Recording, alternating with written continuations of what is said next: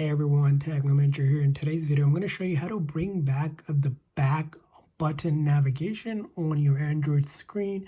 If you don't have it here, you can do this method to get it back. So first thing is you're going to swipe up or just find the settings app. Now once you find the settings app, you're going to go to this search bar up here, and then we're going to search for navigation. So you're going to search for navigation bar and then tap on navigation bar. And when you tap on navigation bar, you should see an option under the display for navigation bar.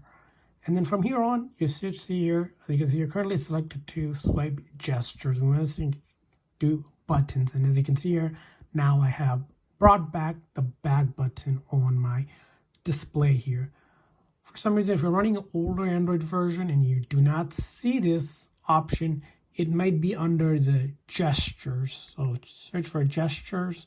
Here I don't have it because this is on a newer version of Android, but search for gestures and motion.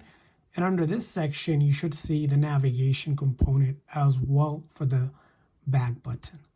So that's how you bring it back. I hope this video was helpful. So please consider a like and subscribe button for more tips and tricks. We'll see you guys next time.